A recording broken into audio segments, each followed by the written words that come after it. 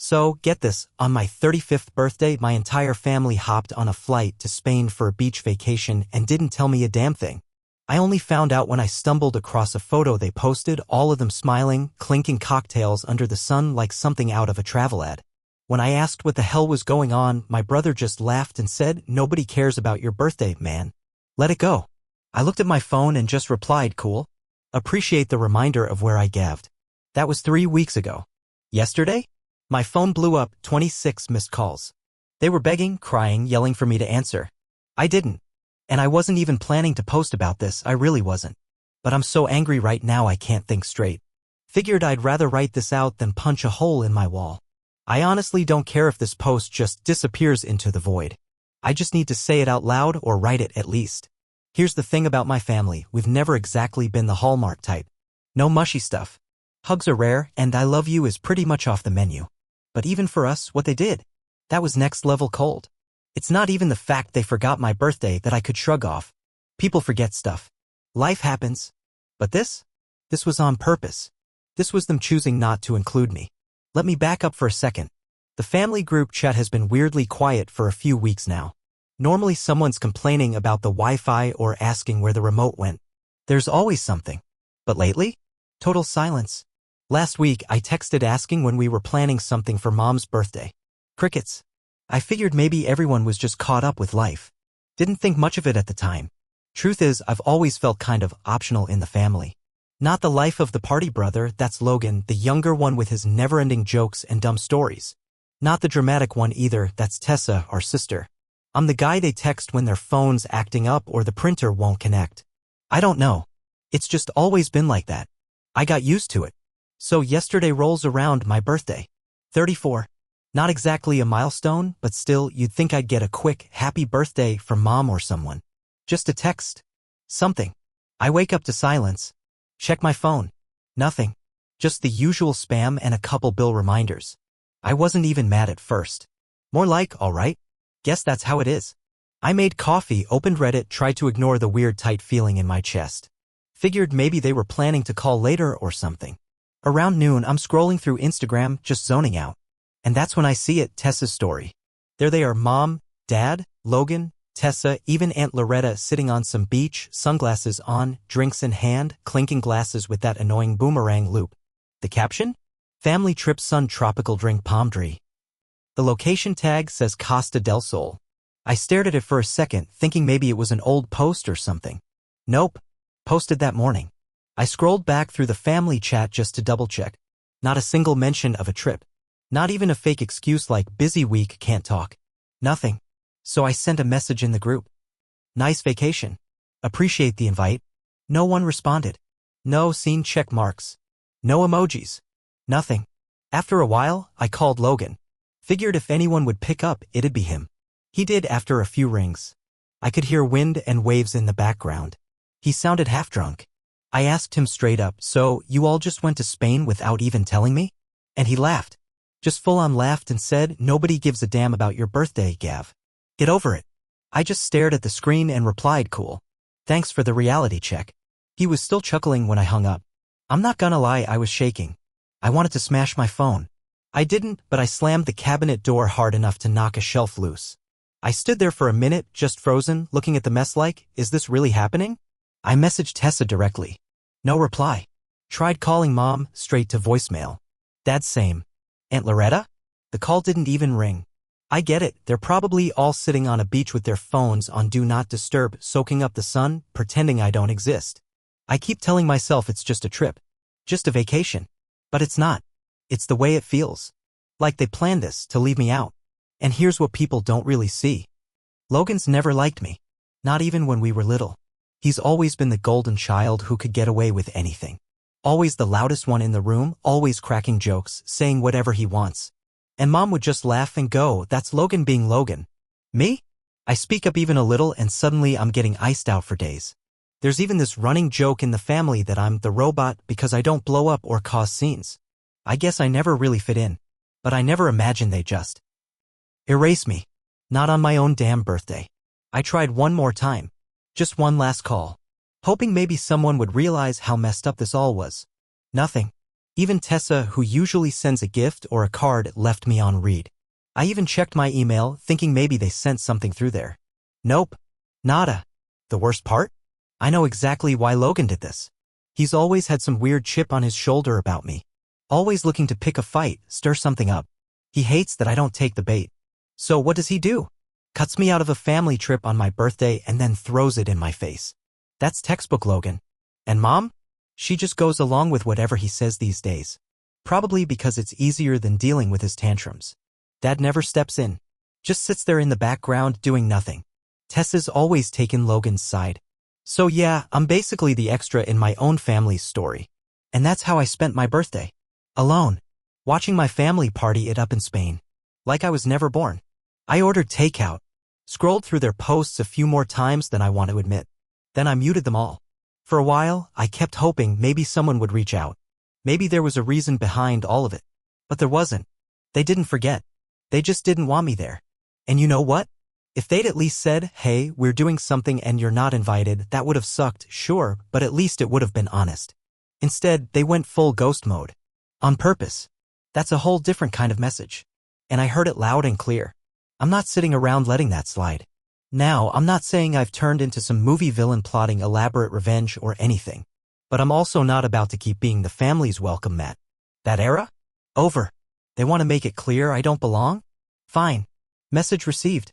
Thing is, back home, they count on me for everything. Setting up the tech, making bookings, paying random bills online when they can't figure it out.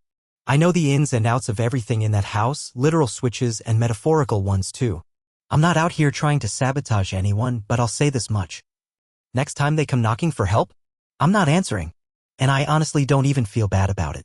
If anything new happens, maybe I'll post again. But as of now, I'm done pretending any of this is normal. Alright, I didn't plan on posting again. Thought I was done. But man, it just keeps getting weirder. Like I've stumbled into a family reality show and I'm the only one who didn't get a script. Yeah, I'm still pissed.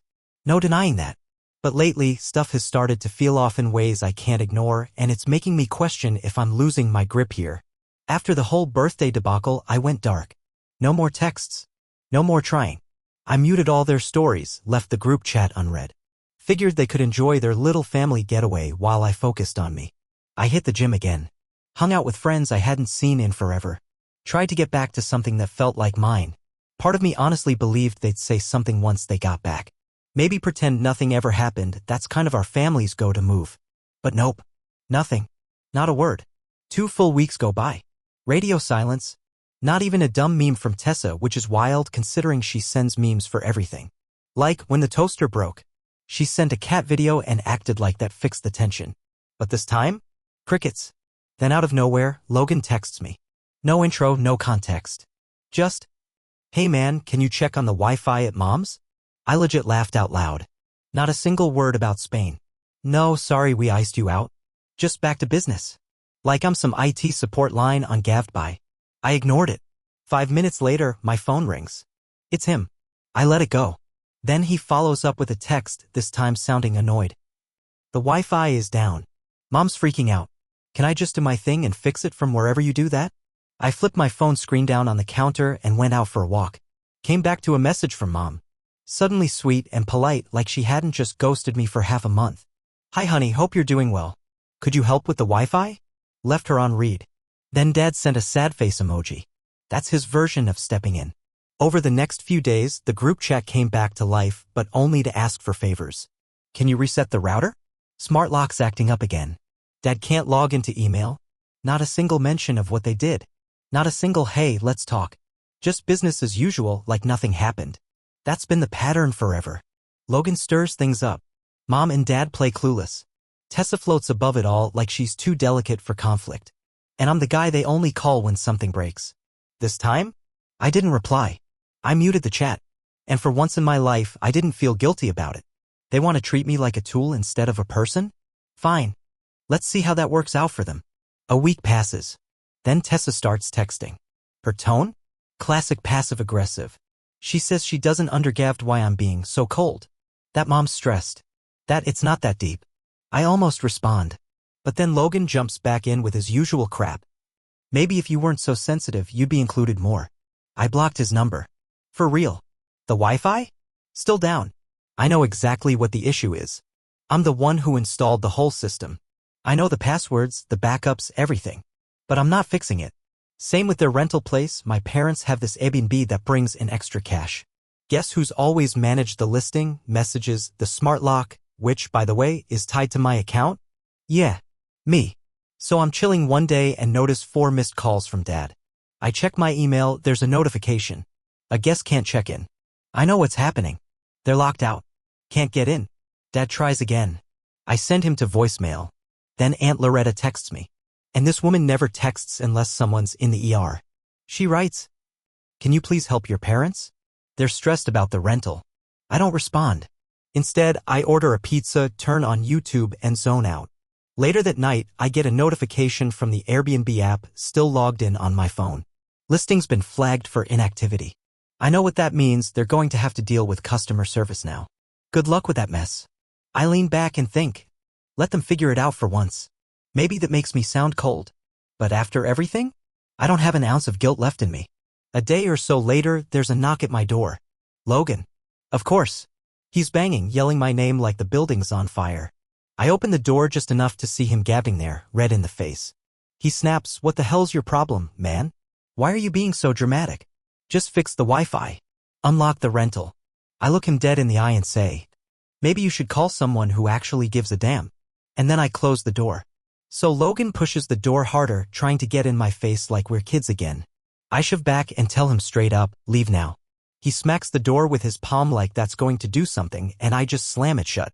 I hear him yelling as he stomps off down the hall, cussing me out the whole way. Not long after that, Tessa starts texting, telling me I'm making everything harder than it needs to be, that I need to stop acting like a child. I don't even engage. I block her too. And for a few days, the noise stops. Just quiet. Which honestly felt nice. Then Mom calls. And this time, she actually leaves a voicemail. She says she doesn't know what's gotten into me. That the family needs my help. That I'm being unfair. I save the message, delete the rest. Still don't respond. I don't know how else to make it clear. I'm not their on-call tech guy. I'm not just a name in the group chat to tap when something breaks. If they want to act like I don't exist, then they can live with that choice. I'm not fixing anything. Not the Wi-Fi. Not the rental. Not their feelings. If they want to reset the router, they can Google it like the rest of the world. Last thing that happened before I sat down to write this? I get a notification that another guest left a bad review on the Airbnb listing. Couldn't get into the property. Nobody answered their messages. I know exactly what's going on. Airbnb doesn't mess around with bad reviews. If you rack up too many, they shut you down. And yeah, my parents are probably losing their minds. But I'm done. It's not my problem anymore. So that's where things gabbed right now. I'm not even worried about what they'll do. For once, they're the ones feeling ignored when they actually need something. This might not be the end of the whole story, but I'm definitely not done. And if anyone out there thinks I'm being too harsh, I don't really know what to tell you. Sometimes the only way to break out of the role people force on you is to stop playing it. And trust me, this is just the beginning. So it's been a couple weird weeks since all of that blew up, and honestly, I figured they'd either fix their mess on their own or at least have the decency to leave me out of it. But nope. The group chat was dead for a little while, then suddenly it lights up again. And this time, it's not just about Wi-Fi. It's desperate now. Triple texts. Missed calls. Even Aunt Loretta is getting involved. Which, if you know Aunt Loretta, that's big. She doesn't call unless someone's literally in the hospital. And even then, she's more of a send a sympathy card type. I didn't even listen to her voicemail. Just deleted it. Then I started getting weird messages from unknown numbers. At first, I thought it was spam. But then it clicked, probably guests from the Airbnb. Or maybe even neighbors. Stuff like, "Hi, I'm at the house and can't get in. Is this the right number?" I didn't answer. Not once. Could I have said something? Sure. But honestly? Nah. Not my problem. They made it clear I'm not really part of the family, right? So they can handle their own emergencies. Then Logan shows up again. It's a Sunday afternoon and there he is banging on my door like he's the cops. I open it and he's already shouting. He says I'm ruining everything. That Mom's losing it. Dad's not talking. Tessa's crying, though she cries over spilled cereal, so that's not exactly news. Then he gets physical. Starts shoving me in the chest, trying to get a rise out of me. I shove him right back and say, "Touch me again and you're getting thrown out." He backs off, but only a step. Still in my face, still barking. He tells me I'm being petty. That this has gone too far. That I'm punishing everyone for something that was just a joke and I need to grow up. I stare at him and say, "You're the one who left me out, remember? I'm not fixing your mess. If you want help, ask someone who gave a damn about my birthday."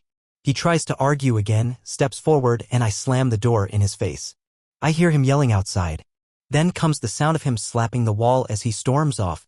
Later that night, Tessa calls. I don't answer. Her voicemail is all over the place, part crying, part shouting.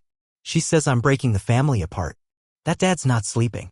That mom's blood pressure is up. Airbnb's threatening to take down their listing because of all the bad reviews and the guests are walking out. She says they're losing money. People are talking, neighbors, other family members, and nobody knows what to do. She tries to guilt trip me, saying I'm punishing mom for something Logan did. But I've heard that script before. Tessa's always been the peacekeeper, the one who smooths things over. But even she can't hold this together anymore. Then I start getting emails from Airbnb. Urgent action required. Guest locked out. I know exactly why. I'm the one who set up that system. I have the admin controls. There's a two-step verification process and I'm the only one with access. I could fix it in seconds. Literally. But I don't. And no, I don't feel bad about it. If anything, it's about time they had to deal with something real. For once, I'm not the one cleaning up the mess. Mom texts me, which says a lot. She hates texting. She asks me to please call her. Says things are getting out of hand. Guests are threatening legal action. Which, let's be honest, is probably a stretch. Tessa's having panic attacks. I read the message and don't reply. She calls a few hours later. Straight to voicemail. I listen. She's trying hard not to sound angry, but I can hear it in her voice. She says she doesn't understand why I'm doing this. Says she raised me better. I almost call her back. Almost. But then I remember that photo. Them on the beach in Spain. All clinking glasses, smiling while I sat at home wondering if my phone was broken. They didn't think twice about leaving me behind. And now? Now they can sit with that. Then Logan starts blowing up my phone again, but this time he's not just yelling. Now he's threatening. Says if I don't fix the situation, he'll show up at my place every day. Says he'll tell everyone in the family that I'm the reason they're losing all this money. I block him. Again. Next thing I know, he's trying to get through by messaging other people, mutual friends, even my ex, which is wild considering she hasn't spoken to me in months. Guy's flailing. Reaching for anything. One of those friends gives me a heads up. Logan's out here telling people I'm having a mental breakdown. That I'm unstable. That I've lost it. I just laugh. Classic Logan. Always the victim. Always flipping the script to make himself look like the reasonable one. The best part? I log into the Airbnb dashboard just to see where things gaffed. Their listings officially suspended. Too many complaints. Too many bad reviews. Apparently, guests couldn't get in. Some left stuff behind. One per guy even wrote that he had to sleep in his car. I feel bad for the guests, I really do. But that's not on me. That's on my parents who thought I was only good for fixing the Wi-Fi, but not worth inviting on a plane. Now they get to see what life looks like when the so-called robot stops running the operation. Then I get a call from Dad. Rare, honestly. He's usually just there. Never picks sides. Never speaks up. He leaves a voicemail that's mostly silence and breathing and then finally says, "You need to fix this, Gavin, or we're all screwed." I don't answer. He follows it up with a text. I'm disappointed. I laugh again. I wonder if he was disappointed when they toasted my birthday without me. Probably not. Meanwhile, the money side of things? It's getting worse. Tessa somehow keeps getting messages through even though I've blocked her more than once. She says they lost their biggest summer booking, that the guests are threatening legal action, that the cleaning crew refuses to come because they can't even access the house. Dad's apparently trying to restore the listing himself, but he can't get in. All the two-step verifications go through me. The whole setup was mine from day one. They're locked out of everything. And yeah, I could fix it with 2 taps. But I'm not going to. Then Aunt Loretta calls again. Leaves a voicemail this time. And she's not even trying to be sweet anymore. She says I'm being cruel. That family comes first. That I need to think about my parents' health. That they're too old for this kind of stress. I delete it without listening twice. Let's be clear. I'm not the villain here, no matter how they spin it. Then I get a text from Logan that just says, "You win." No punctuation. Nothing else. But I know he doesn't mean it. Logan doesn't lose. Not in his own head. He just wants me to patch things up and pretend like none of this ever happened. Not this time. The last straw, apparently. One of the neighbors, someone I actually get along with, lets me know that people are talking. Word's getting around that the Airbnb is a mess. Guests are pissed. Cops were called after some kind of noise complaint. My parents? Mortified. I just nod and say, yeah, that sucks. Now I'm just waiting. I know they'll try something else. They always do. But for the first time in my life, I've got the upper hand. And I'm not giving it back. No more answering calls. No more fixes. No more saving the day. Let them figure it out. I don't know what's next, but I'll keep you posted. They thought I'd just roll over and take it again. Thought I'd keep playing the part they handed me. Wrong year for that. Might be close to the final update, honestly. I've started counting the missed calls and texts like it's a game. 26 of them yesterday. All back to back. I just watched the screen light up, then fade out again. And the weirdest part? Felt good. I wake up and my phone's already going crazy. Notifications stacked like dominoes. More than I've seen since the night Logan locked himself out of his car at 3 a.m. and tried calling everyone from the family tree, plus a random pizza guy. But this was different. Missed calls, voicemails. Even Aunt Loretta's ancient landline number shows up on my screen. 26 calls. In one day. No exaggeration. I counted. The group chat? Absolute chaos. I scroll through and it's just a wall of panicked messages. Tessa says she can't sleep. Mom's dropping guilt bombs like it's her job. Dad's trying to sound calm. But you can tell it's that shaky, edge of a breakdown kind of calm. Logan's there too, switching between rage and desperation like it's a game of ping pong. First he's yelling, then he's begging. 1 minute he says he's coming over again. The next he says he never wants to see me again. Then 5 minutes later, can you just please reset the smart lock? Honestly, it's almost funny at this point. I hadn't planned to check any of it, but after seeing that many missed calls, curiosity got me. I play one of Mom's voicemails. Her voice is shaky, caught between yelling and crying. She says the Airbnb is a disaster. Guests are threatening to sue. There's a cleaning bill they can't pay because they're locked out of the account. Now Airbnb's threatening to shut the listing down permanently. She says she's never been this embarrassed. That people are asking questions. That Dad hasn't slept in days. I put the phone down, made some coffee and tried to tune it all out. Then another call. Tessa again. I watch it ring. Don't answer. She starts sending voice notes. Some of them are just crying. Others are saying I'm destroying the family. I block her. Again. Then I start blocking the rest, Logan, Dad, even Aunt Loretta. I mute the group chat. I know they'll find another way to try and reach me eventually. But for now, for once, it's finally quiet. Then Logan shows up again. No heads up, no call. Just starts pounding on my door like he owns the place. I open it a crack, and before I can say anything, he tries to force his way inside. I lean into the frame, blocking him and tell him to back off. He says, "You've made your point. Everyone's paid the price. Now fix it." He starts raising his voice, getting that tone he always uses when he thinks volume equals control. So I give him a shove and push him back out. He tries to slap the door as he leaves, but I slam it before he can land the hit. He gavs out there shouting for a while. Then I hear a loud thud. He must have kicked the wall, and his footsteps pounding down the stairs. A few minutes later, I get a text from my neighbor. She asks if everything's okay. Says she heard yelling. I reply, just some family drama. Nothing to worry about. Later, I check my email. There's a new message from Airbnb. The listing's been deactivated. Too many complaints. Too much suspicious activity. It's done. The rental's dead in the water. And I know what that means for them. That house was their fallback plan, their emergency fund. They were banking on this summer to dig them out of the hole they racked up last year. Logan's been bragging for months to his friends, talking about how the place runs itself and how easy it is when you've got a brother who handles all the boring stuff for free. I didn't sabotage anything. Didn't change passwords. Didn't pull plugs. I just stepped away. I let the bookings pile up. Let the system they depended on run itself because that's what they wanted, right? Guests showed up to locked doors. Cleaners stopped coming. Trash piled up. Neighbors started complaining. One guest even went to the cops thinking they'd been scammed. That one really got me because I didn't take anyone's money. I didn't promise anyone anything. That wasn't my role. That was theirs. Dad texts me. You need to fix this. I delete it without replying.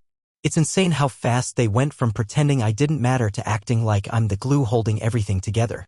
Even Aunt Loretta, who spent half my life saying I was too serious, too quiet, too cold, is now calling me her last hope. It's funny how the tone changes when people finally need something. But here's the truth. They made it clear I wasn't part of the family circle. So why would I jump back in just to clean up their mess? People keep asking, why's Logan like this? Is it sibling rivalry? Some deep-seated family thing? Honestly, I think it's about control. He's always been the one who got whatever he wanted. The spotlight followed him around like it was on a leash. If he wanted something, boom, it was his. If I asked for anything, I had to work for it. Prove it. Wait. And when I finally stopped trying to win his approval, that's when he got nasty. Mom and Dad never stopped him. It was easier to keep him happy than to confront the chaos. Tessa? She just sides with whoever yells the loudest. Look, I'm not saying I'm perfect. I've made my mistakes. But I never sold anyone out like they did to me. Now they're scrambling. They're not just losing cash, they're losing face. Neighbors are whispering. Family friends are asking questions. The summer they were banking on? Gone. And still not a single apology. Not one person has said, hey, we messed up. It's all blame. Blame me for not stepping in. Blame me for not saving them. I saw Logan post one of those sad boy stories on Instagram, some cryptic line about fake people and you can't trust anyone. I actually laughed out loud. Then I saw Tessa liked it. All their friends dropping comments, not knowing a single thing about what actually happened. I let it go. I'm not explaining myself to anyone. Not my job. So yeah, that's where things are now. 26 missed calls. A dead rental property. A family finally forced to deal with their own fallout. And me? I'm not picking up the phone. I'm not fixing the lock. I'm not coming in to save the day. They wanted to know where they stood with me? Now they know. If you're waiting for some neat little ending, some clean resolution where everything's tied up and we all hug it out at a family dinner, that's not how this works. Sometimes you don't get closure. You get the last word. And I'm not sorry. Not one bit. They made their choices. And I made mine. That's it for now. Don't know if I'll post again. But if I do, it won't be because they asked.